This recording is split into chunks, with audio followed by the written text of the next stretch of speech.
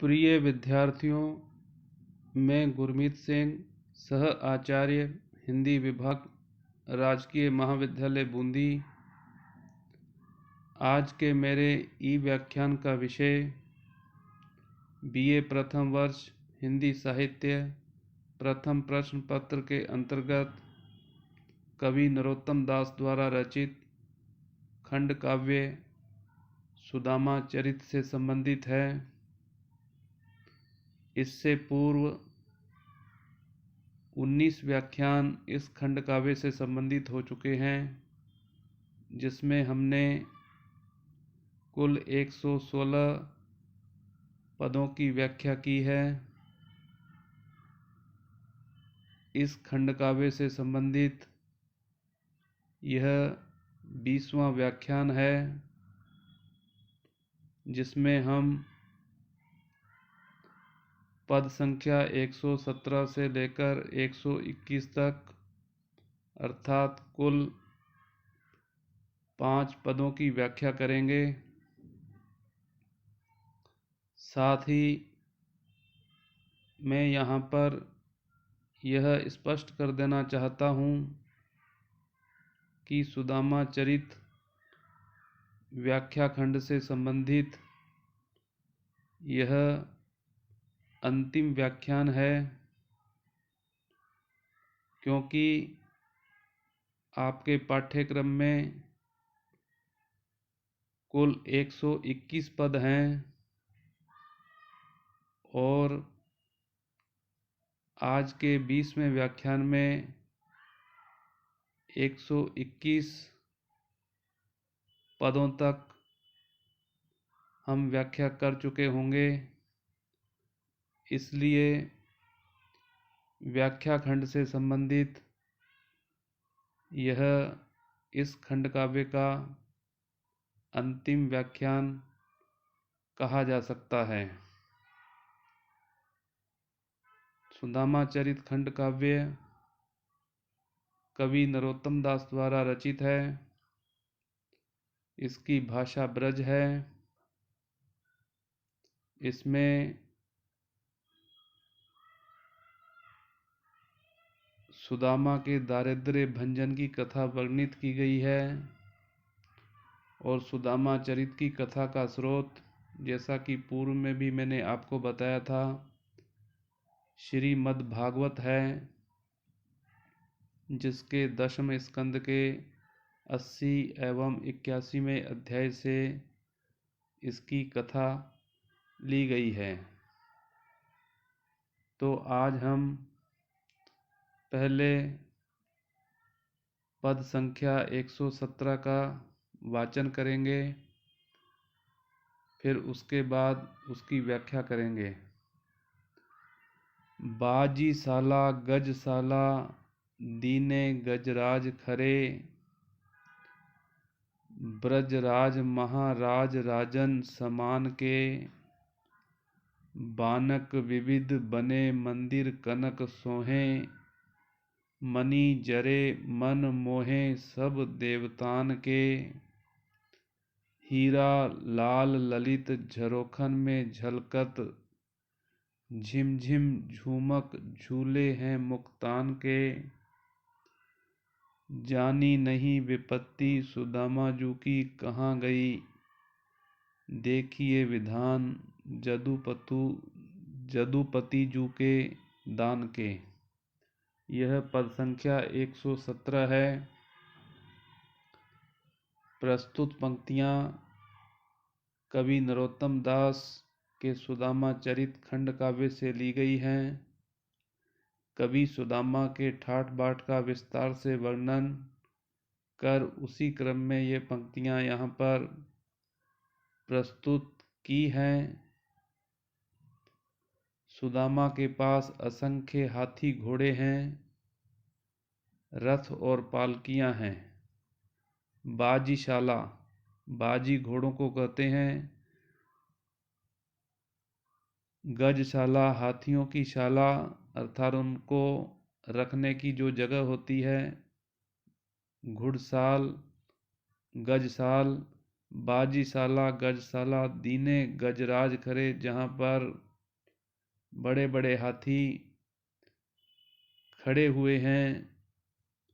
श्री कृष्ण के द्वारा जो सुख संपत्ति और वैभव सुदामा जी को दिया है, उसी का यहाँ पर उल्लेख किया है।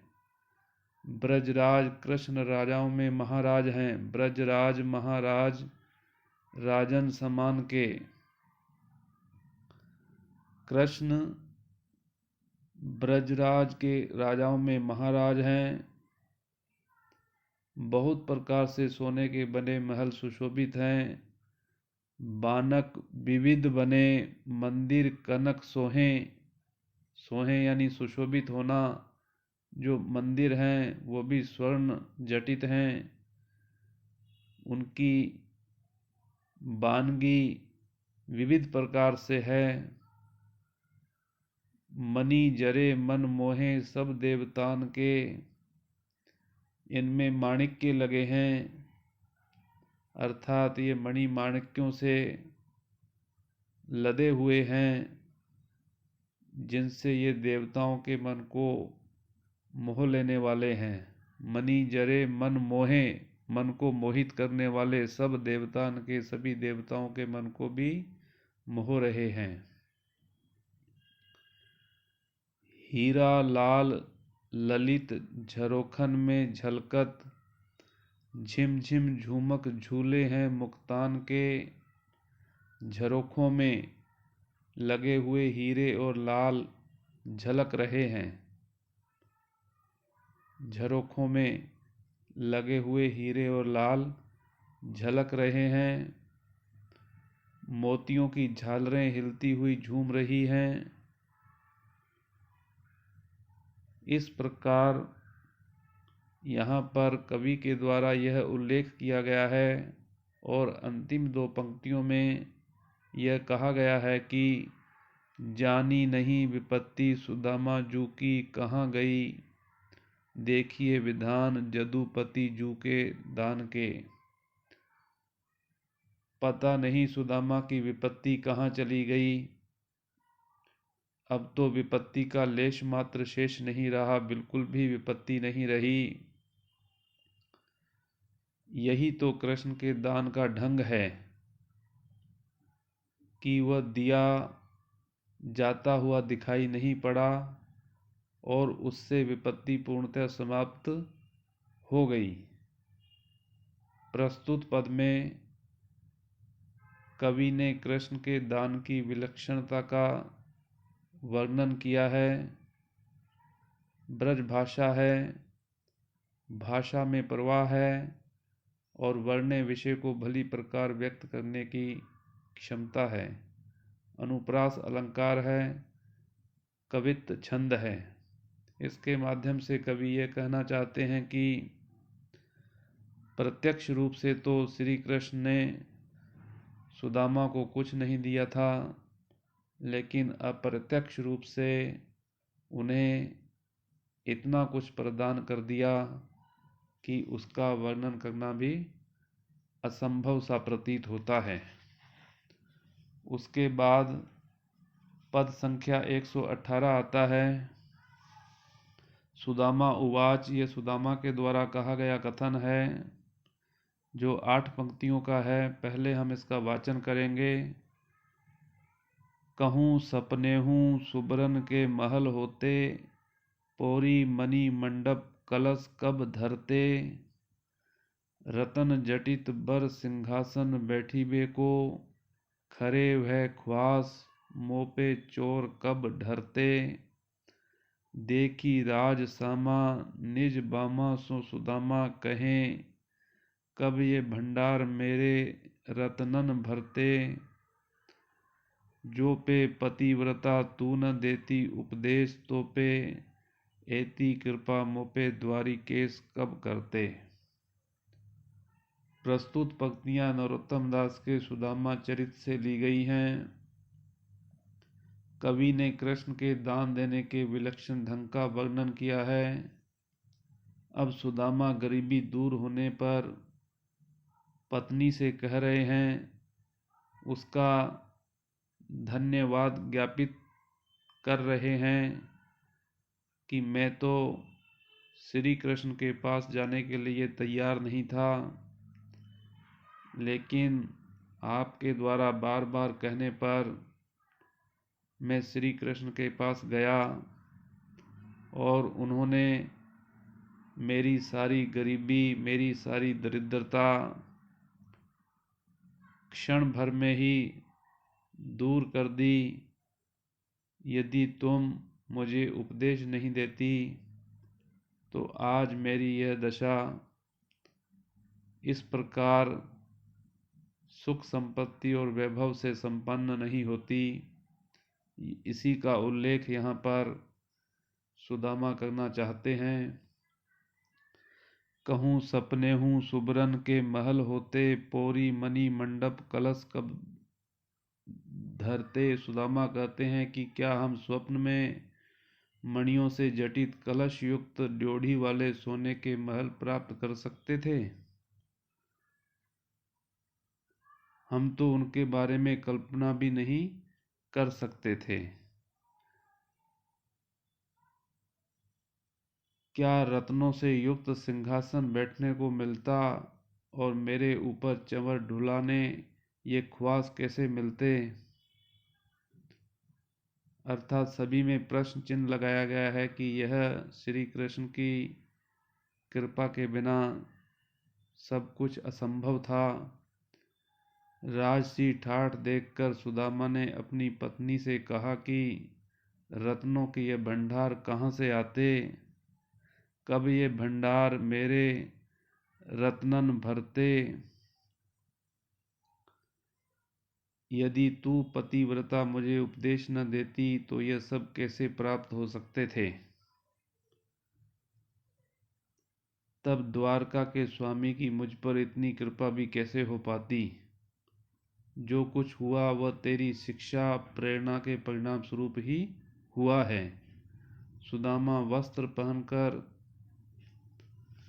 सिंहासन पर आ बैठते हैं, जिसका अगले पद में उल्लेख किया गया है, जो दोहा है। उठे पहरी अंबर रुचिर सिंहासन पर आए, बैठे प्रभुता देखी के सुरपति रहो लजाए। सुदामा सुंदर वस्त्र धारण कर सिंहासन पर आ बैठे। उस बैठे हुए सुदामा के प्रभुत्व को देखकर इंद्र भी मानो लज्जित हो रहा है।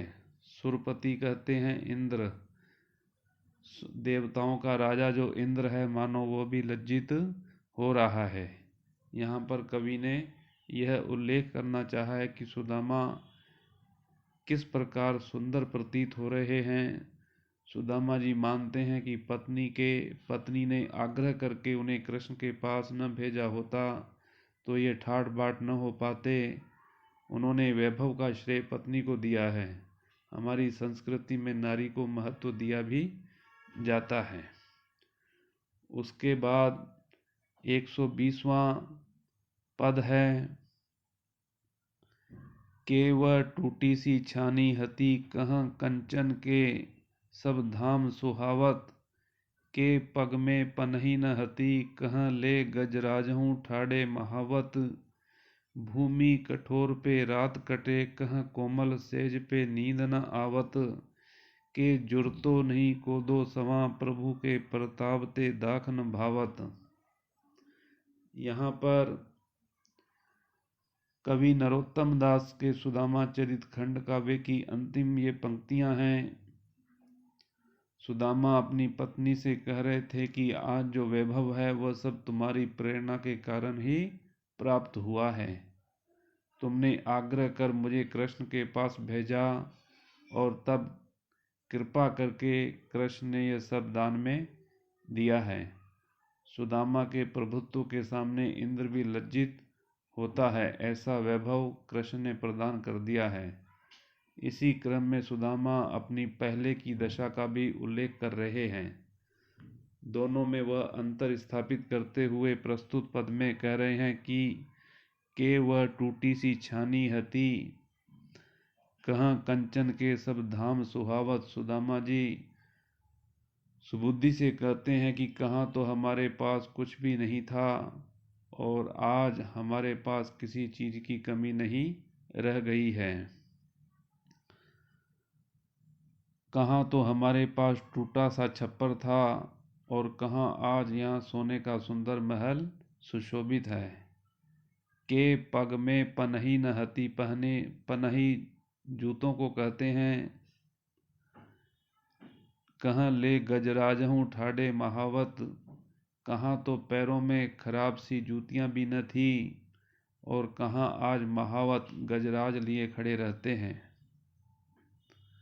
भूमि कठोर पे रात कटे, कहाँ कोमल सेज पे नींद न आवत, कहाँ तो कठोर धरती पर रात काटनी पड़ती थी और कहाँ अब कोमल शैया पर भी नींद नहीं आती। के जुरतो नहीं कोदो समा, प्रभु के प्रताप ते दाख न भावत। जिसके लिए कोदो और समा भी खाने के लिए नहीं जुट पाते थे सामान्य सा भोजन, उसी को अब किशमिश भी अच्छी नहीं लगती। तात्पर्य यह है कि अब जीवन निर्वाह के लिए अनेक सुंदर सुंदर साधन उपलब्ध हैं। यह सब ईश्वर की कृपा का परिणाम है। प्रस्तुत पद में यही कुछ कवि के द्वारा वर्णित किया गया है। अंतिम 121वां जो दोहा है, धन्य धन्य जदु बंस मनी, दीनन पे अनुकूल, धन्य सुदामा सहित तिये, कही बरसहि सुर फूल। यदुकुल में श्रेष्ठ कृष्ण धन्य हैं। धन्य धन्य जदु वंश, यादवों के वंश में वह मणि के समान सुशोभित हो रहे हैं। धन्य धन्य जदुवंश मणि, दीनन पे अनुकूल, जो दीनों के सदा अनुकूल रहते हैं, उन पर दया करते हैं, गरीबों की सहायता करते हैं। सुदामा और उनकी पत्नी भी धन्य हैं। धन्य सुदामा सहित तिये, तिये पत्नी को कहते हैं। सुदामा और उनकी पत्नी भी धन्य है। ऐसा कहकर देवता फूल बरसाने लगे। कही बरसहि सुर फूल, सुर अर्थात देवता को कहते हैं। अर्थात इस दोहे के माध्यम से कवि ने यहाँ पर वर्णन करना चाहा है कि श्री कृष्ण को भी महान बताया है, धन्य बताया है और गरीबों का हितकारी बताया है, दरिद्रता को दूर करने वाला बताया है। साथ ही साथ श्री कृष्ण और उनकी पत्नी सुबुद्धि को भी धन्य बताया है। श्री कृष्ण और सुदामा की मित्रता को भी याद करते हुए वहाँ पर उपस्थित सभी देवता इस तरह धन्य धन्य कहकर पुष्प वर्षा करने लग जाते हैं। यहाँ कवि ने सुदामा पर हुई कृष्ण की कृपा से पहले की और बाद की दशा का तुलनात्मक चित्रण प्रस्तुत किया है। इससे स्पष्ट है कि ईश्वर कुछ भी कर सकता है। शैली में वक्रता है, जिसके कारण वर्णन में विशेष सौंदर्य आ गया है। सवैया और दोहा छंदों का प्रयोग हुआ है। ब्रज भाषा है, अनुप्रास अलंकार है। कवि ने देवताओं द्वारा फूल बरसाए जाने की काव्य रूढ़ि का प्रयोग किया है। यह एक प्रकार की काव्य रूढ़ि है जो परंपरागत चली आ रही है। अपने खंड काव्य का अंत करते समय कवि ने यह कल्पना की है कि मैंने जिस उद्देश्य से प्रेरित होकर यह खंड काव्य लिखा था, वह उद्देश्य आज मेरा समाप्त हो गया। मेरा उद्देश्य सफल रहा। इस प्रकार विद्यार्थियों, सुदामा चरित खंड काव्य का जो कथाक्रम चला था उसका आज अंत होता है और इसमें यह बताया गया है कि किस प्रकार निर्धन, गरीब, दीनहीन सुदामा के दिन किस प्रकार से श्री कृष्ण की कृपा से परिवर्तित हो जाते हैं, उसका उल्लेख भी इस खंड काव्य में प्रमुखता के साथ कवि ने किया है। इस प्रकार यह इस खंड काव्य का 20वां व्याख्यान था, जो आज यहीं पर समाप्त होता है।